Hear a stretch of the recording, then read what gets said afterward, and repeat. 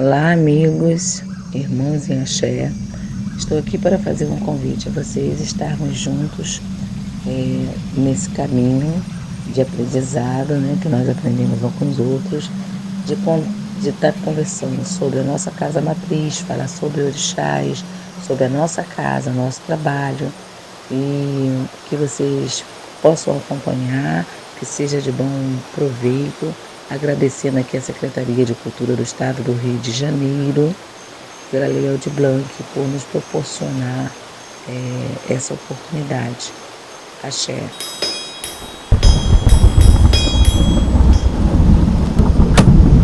Minha lodeia é um gilodeia, oh. Minha lodeia, ei, a lodeia e o jumo lodeia, oh.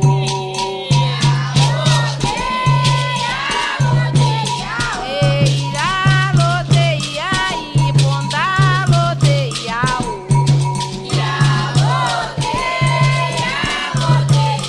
Ei, a lodeia e care lodeia,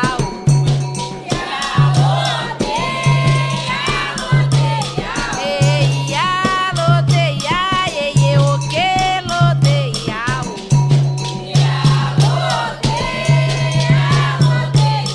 ei, a lodeia Jexá lodeia,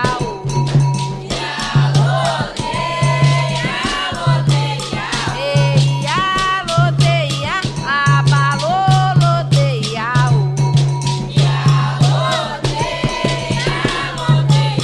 ei, a lodeia care lodeia,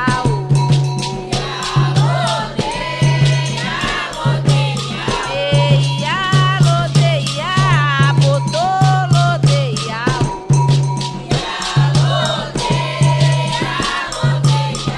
ei, a lodeia Oxum lodeia,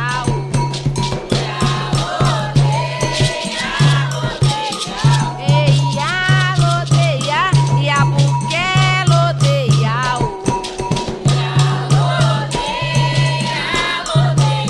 e care odure aqui de coxé de popô, odure aqui de coxé de popô, odure.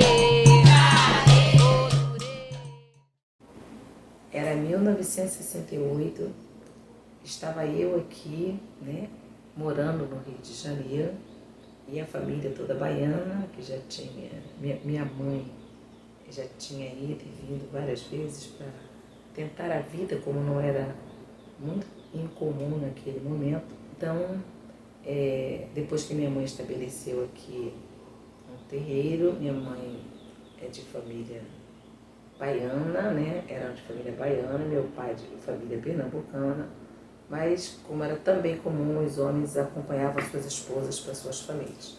E eu convivi muito mais com a família da minha mãe, que eram baianos, do que com a família do meu pai.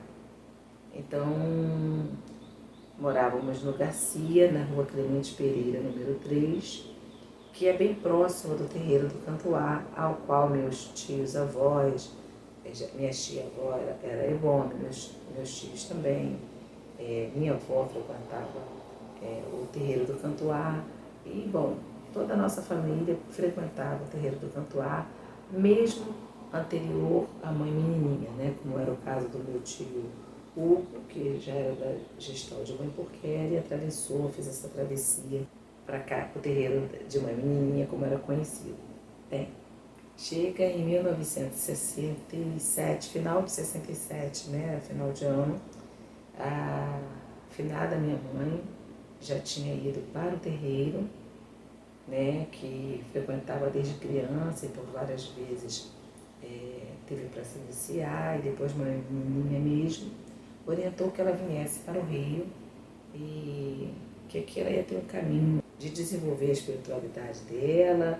Bom, em suma, ela veio para aqui, para o Rio, antes de eu nascer, casou-se aqui com meu pai e teve profissão de enfermagem, E nos anos 50 ela fundou o terreirinho dela na rua Cid Araújo Mata, no Porto da Pedra, né? E fez um terreiro pequeno, onde ela cultuava os orixás dela.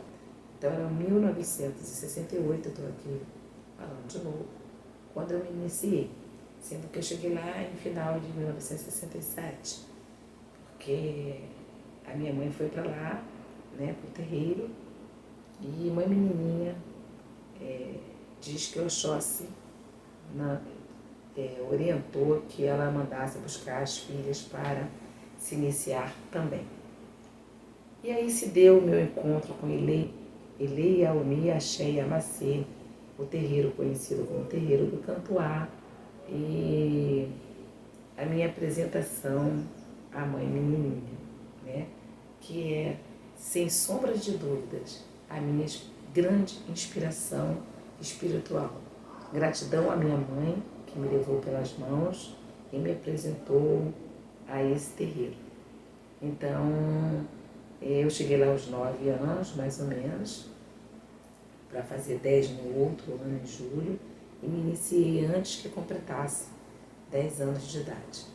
E esse meu encontro com o Ilê e a Aumi, Axé e Amacê fez com que eu imaginasse, quando eu tenho uma memória muito viva em mim, quando eu me iniciei no terreiro do Cantuá, quando eu cheguei lá no terreiro do Cantuá, que era muito comum que visitas, mesmo crianças, ninguém que não era iniciado entrava pela porta do fundo, então só entrava pela porta da frente.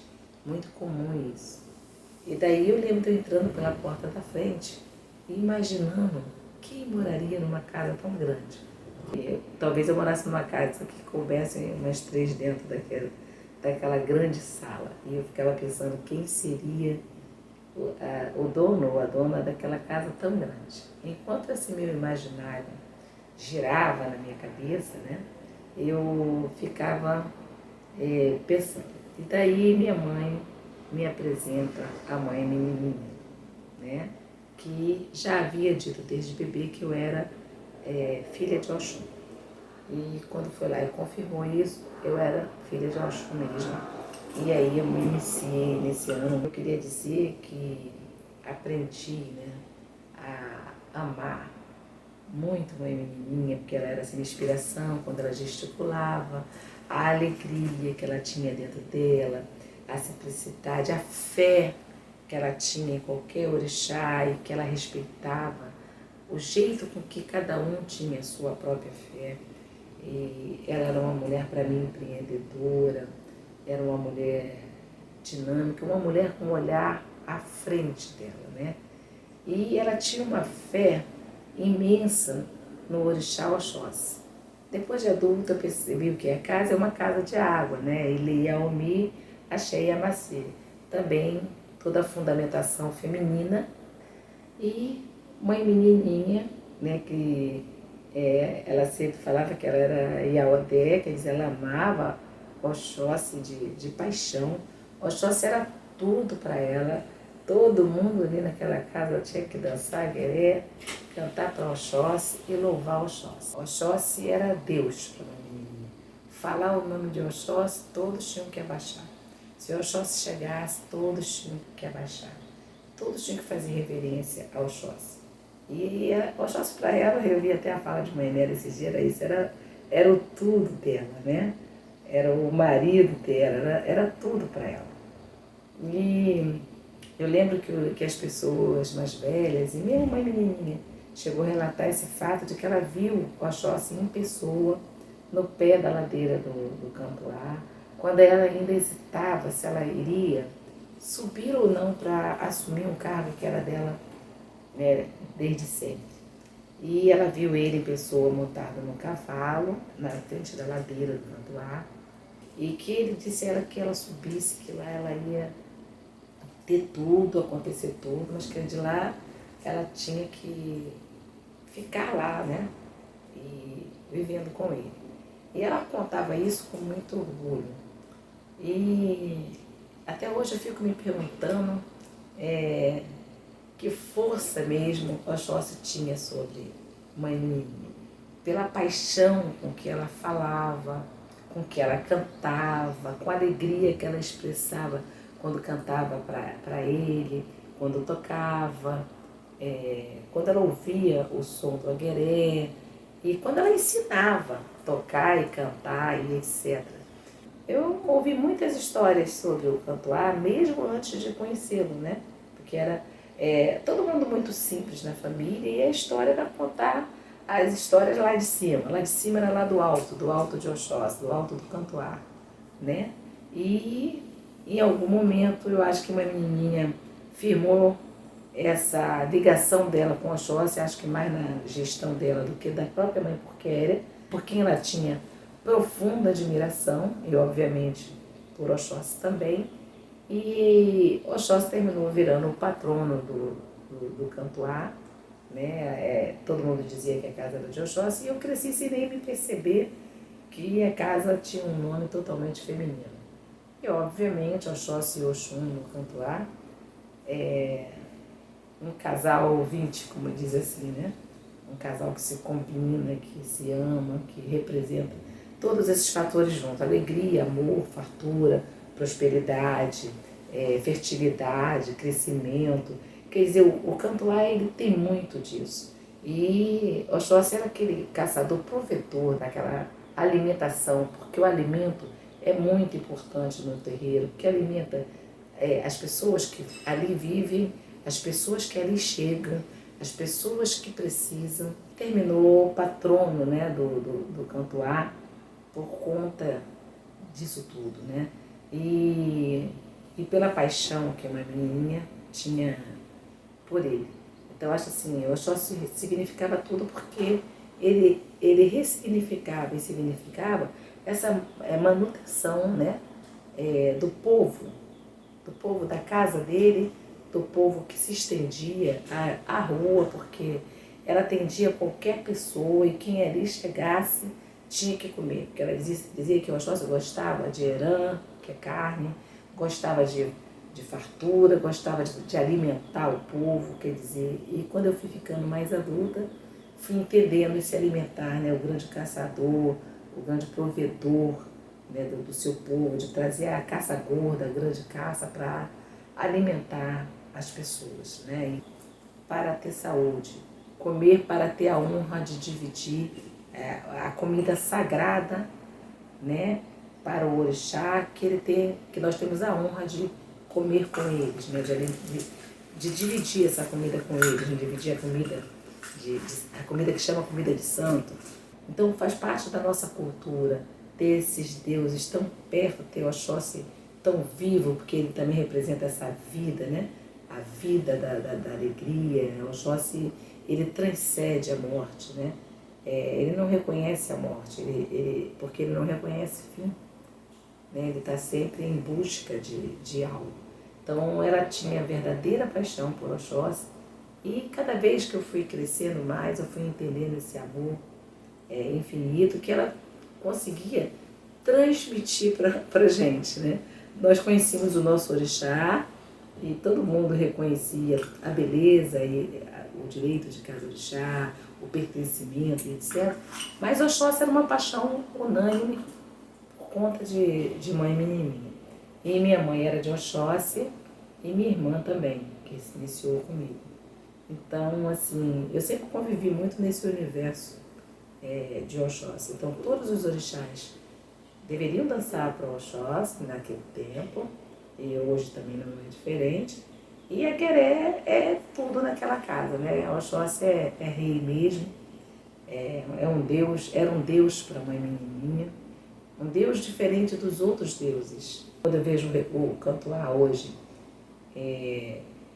com a prosperidade que tem, com todo o trabalho que faz, que desenvolve, com as descendentes dela, que foi Mãe Creuza, que continuou tocando a casa, com Mãe Carmen, que hoje toca a casa com a mesma seriedade junto com as filhas.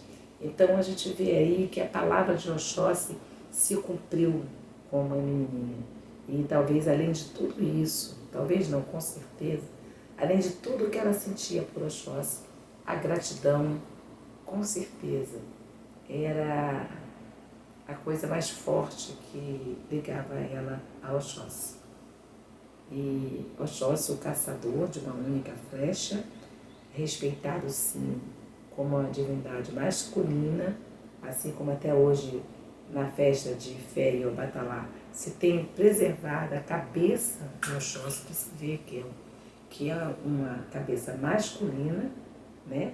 Rei de Queto aqui no Brasil, da nação Queto do Candomblé, e aquele caçador exímio que sabe ficar na espreita, que sabe esperar, que não come nada quente, que espera a caça esfriar para ter certeza que ela está abatida e daí levar a alimentação para seu povo, né? E para terminar, né, essa parte, como não se lembrar de uma menininha cantando? Uma menininha gostava muito de cantar cantigas que vocês já viram, e eu vou cantar duas que eu acho, ou três que eu acho que é importante, né? Quando ela falava arerê, arerê, mole, ainda arele pemiu, arerê, mole, arerê, arerê, mole, ainda arele pemiu, arerê, mole, ainda arole pemiu, ainda aroi mole, ainda arole pemiu, ainda aroi mole. Oxóssi, né? Arerê é um título que Oxóssi tem, né? Que entre os antigos. Então, Oxóssi, eu estou te chamando, eu estou te esperando, estou te chamando, né? E isso era uma paixão que ela tinha, como ela gostava de cantar também. Ai, aodé, que se, olericô, ai, aodé, que se, alericô, ai, aodé, que se. Aí nessa hora, as Oxuns dançam na frente e os Oxóssis, né, cavaleiros como são com Oxum, permite que elas dancem na frente dele.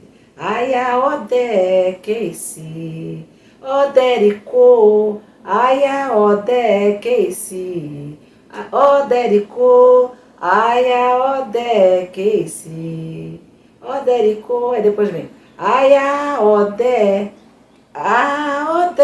que ensina, alericô, a odé, que se, odericô, odé que se, odericô, odé que se, alericô. Aí os Oxóssis vão para frente e as Oxuns vêm para trás. Quer dizer, isso tudo a gente aprendia dentro do terreiro. Não acredito em hipótese alguma que a minha Ialorixá e nem que as Ialorixás que reinam naquele terreiro estão cantando de forma errada. A gente entende o que se é falado, Muitas vezes você lê um poema, uma poesia, e quer dizer algo e não está escrito exatamente como está escrito. Então, com a inteligência que uma menininha tinha, que era proveniente dela, eu acredito que a gente viu, quando nós tínhamos uns 14 anos, o rei foi lá visitar o terreiro, e não precisou de nenhum intérprete. Saiu até na revista Manchete, uma capa que muitas pessoas têm. Uma menininha conversou diretamente com ele, sem nenhum intérprete. Então, ela sabia sim o que estava falando, e não é do nosso interesse mudar nenhuma essência da nossa casa, né? E nem do nosso axé. Então, palmas para Oxóssi. Salve Oxóssi. Salve o rei da nossa nação, salve o rei daquela casa, salve o Cantuá e salve Mãe Menininha. Axé.